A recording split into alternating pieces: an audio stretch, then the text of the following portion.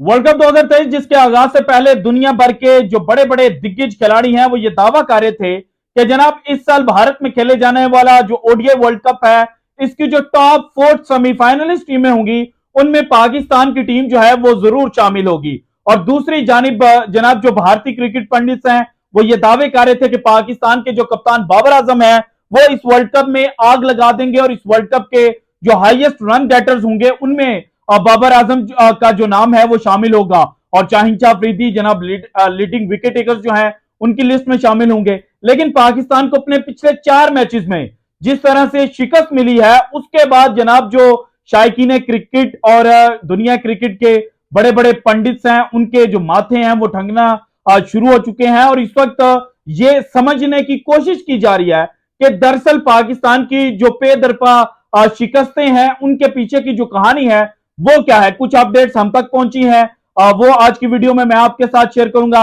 इस वक्त जनाब 3 थ्योरीज जो हैं वो चल रही हैं। वो 3 थ्योरीज क्या हैं और उनमें से ठीक कौन सी है और कौन सी हो सकती है ये भी आपके साथ शेयर करूंगा।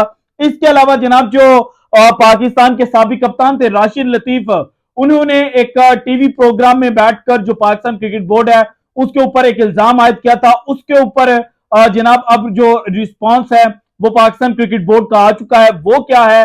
और इसके अलावा जो जका अशरफ साहब हैं उन्होंने राशिद लतीफ के नाम को लेकर क्या कहा है, सारी डिटेल्स जनाब वन बाय वन आज की वीडियो में मैं आपके साथ शेयर करूंगा। लेकिन उससे पहले जनाब अनऑफिशियली वर्ल्ड कप 2023 की जो पहली सेमीफाइनलिस्ट टीम है वो अब सामने आ चुकी है।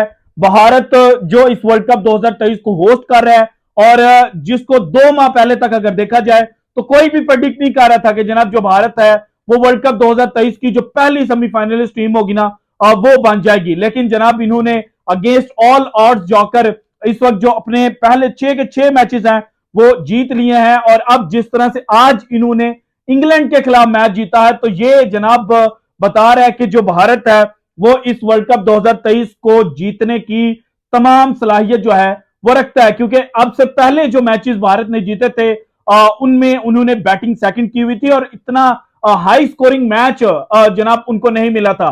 लेकिन आज अब उनको पहले बैटिंग करने की दावत दी गई और उसके बाद जनाब जिस तरह से भारत की विकेटें गिरी तो लगा कि जनाब भारत जो है वो अंडर प्रेशर चला जाएगा।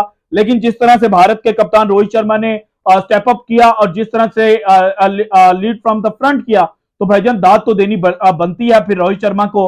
और इनके जो 87 रन हैं 101 गेंदों पर इसने क्लीदी किरदार अदा किया भारत को जनाब आज का जो इंग्लैंड के खिलाफ मैच है ये 100 रन से जीतने में। इसके बाद जो मुझे लगता है ना भारत के लिए आज का जो सबसे बड़ा प्लस पॉइंट था वो ये था कि भारत के जो जनाब लोअर ऑर्डर है, जो बॉलर्स हैं जिनके ऊपर भारतीय टीम ज्यादा रिलाय नहीं करती और इसीलिए एक एक्स्ट्रा जनाब ऑलराउंडर जो खिलाने की बातें हैं वो भारत के अंदर की जाती हैं। लेकिन आज जिस तरह से 208 रन के ऊपर 8वीं विकेट भारत की गिरती है, सूर्या कुमार यादव जो जनाब एक अच्छे मंजे हुए बैट्समैन है वो आउट होते हैं तो उसके बाद यही था कि 2 3 4 5 10 रन करने के बाद जो भारतीय टीम है वो ऑल आउट हो जाएगी। और 46.2 ओवर्स जनाब उस वक्त हुए थे जब सूर्या कुमार यादव की विकेट गिरती है। लेकिन 46.2 से जनाब जो 50 ओवर्स हैं वो मुकम्मल भारतीय टीम ने खेले और जसप्रीत बुमराह ने 16 रन बनाए 25 गेंदे खेलकर और कुलदीप यादव ने 9 रन बनाए 13 गेंदे खेलकर। अब भारत की ये जो नामी विकेट की पार्टनरशिप थी ना इसने बताया कि जनाब जब आपके पास आपके जो मुस्तनिद बैट्समैन है वो आउट हो चुके हो तो फिर आपने जो नीचे आने वाले बॉलर्स होते हैं जिनका काम असल में बॉलिंग है उनको जनाब यहां पर एक हेल्पिंग हैंड के तौर पर काम करना होता है और जाते ही स्ट्राइक नहीं करनी शुरू कर देनी। जिस तरह से पाकिस्तान के खिलाड़ी जनाब जो साउथ अफ्रीका है उसके खिलाफ 20 गेंदे पहले ही जनाब आउट होकर चले गए। अगर वो 20 गेंदे पाकिस्तान के जो बॉलर्स हैं वो खेल लेते तो उन 20 पर शायद 15-20 रन ज्यादा आ जाते तो पाकिस्तान जो है वो मैच इजीली विन कर जाता।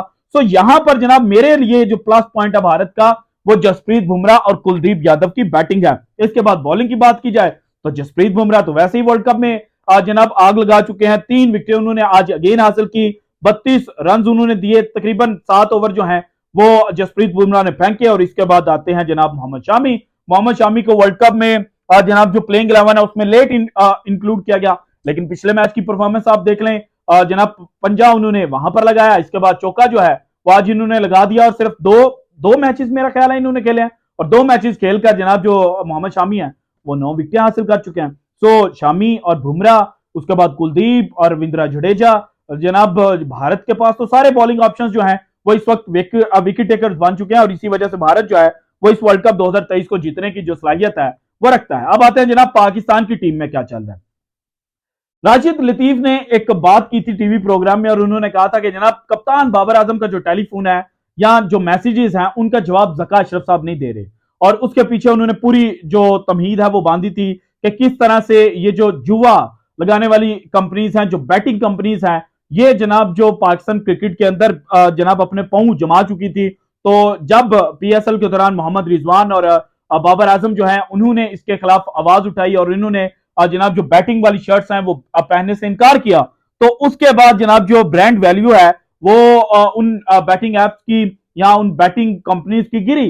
हालांकि वो चाहते ये थे कि पीएसएल से उनको एक जो हाई क्लास है वो मिले, लेकिन उनकी क्लास थोड़ी सी लोअर होगी, उनकी प्रमोशन थोड़ी सी कम मिली। तो उन्होंने कहा है कि जनाब एक तो रीजन ये है कि जनाब इस वजह से ये सारी चीजें हो रही हैं। तो इसके ऊपर जो रिस्पॉन्स आया ना पाकिस्तान क्रिकेट बोर्ड का, उन्होंने कहा कि ये सिर्फ और सिर्फ इल्जाम लग रहे हैं। इसके बाद एक ट्वीट में पढ़ रहा था, अरफा फिरोज जका की थी, वो लिख रहे थे कि जनाब जका अशरफ साहब ने बोला है राशिद लतीफ को पॉइंट आउट करके कि राशिद लतीफ के साथ कोई पॉलिटिकल मसला चल रहा है, और ये जो कंपेन पाकिस्तान क्रिकेट बोर्ड के खिलाफ चल रही है उस कंपेन का ये हिस्सा लग रहे हैं। और इसके अलावा जका अशरफ साहब ने जब इनको टेक्निकल कमेटी में ऐड करने की कोशिश की थी तो उस वक्त भी उस मामले को उस टेक्निकल कमेटी में एडअप होने को जो राशिद लतीफ साहब हैं उन्होंने पॉलिटिसाइज कर दिया था। सो इस तरह से जो जका अशरफ साहब है उन्होंने अपनी जान छुड़ाने की कोशिश की है।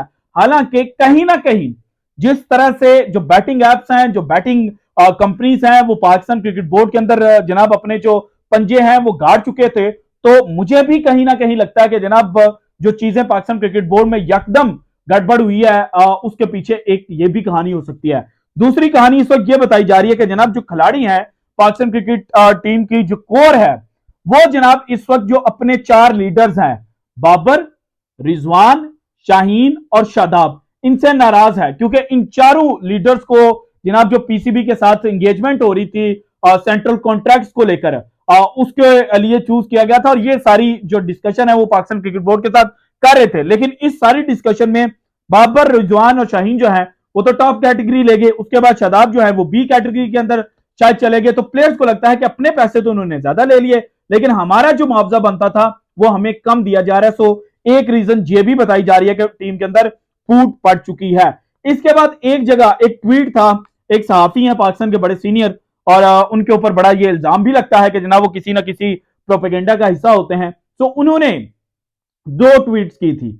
एक ट्वीट जब अभी पाकिस्तान क्रिकेट टीम की सिलेक्शन जो थी वो वर्ल्ड कप के लिए चल रही थी और शादाब का नाम आ रहा था कि शादाब बाहर हो सकता है, तो उस वक्त उन्होंने कहा था कि ये सारी चीजें जो की जा रही है ना ये रोटी गैंग को बाहर करने की। अब रोटी गैंग में कौन आता है? शादाब, फहीम अशरफ, हसन अली लोग, तो हसन अली के ऊपर भी बातें हो रही थी। तो उन्होंने कहा कि जनाब आहिस्ता आहिस्ता जो रोटी गैंग है उसको पाकिस्तान क्रिकेट टीम से दूर किया जा रहा है। अब उन्होंने एक नई ट्वीट की, उन्होंने कहा कि जो टोरैको है यानी कि जो जनाब रिजवान, शाहीन और बाबर का एक ट्राइंगल बनता था ना, लव ट्राइंगल, ये टूट चुकी है। तो इस तरह से जनाब इस वक्त जो बातें हैं वो चल रही हैं, और दाल में कुछ ना कुछ काला जरूर है। पाकिस्तान की जो शिकस्तें हैं इसके पीछे कोई कहानी जो है वो आने वाले वक्त में जरूर खुलेगी कि पाकिस्तान जो है वो ना आईसीसी की जो बेईमानी है उसकी वजह से हारा, ना बुरी कप्तानी की वजह से हारा, बल्कि कुछ प्लेयर्स के जो पर्सनल ग्रज थे ना पाकिस्तान क्रिकेट टीम उसकी जो भेंट है वो चढ़ चुका है। कुछ खिलाड़ियों की अना जीत जाएगी और पाकिस्तान जो है वो वर्ल्ड कप 2023 में खाली हाथ जो है वो वापस लौट आएगा। So this is it from today's episode. अगर आपको वीडियो पसंद आई तो लाइक कीजिएगा, ज्यादा से ज्यादा शेयर कीजिएगा, अपनी कीमती राय का इजहार लाजमी कीजिएगा, और अगर आपने अभी तक चैनल को सब्सक्राइब नहीं किया तो कर दें। शुक्रिया, अल्लाह हाफिज।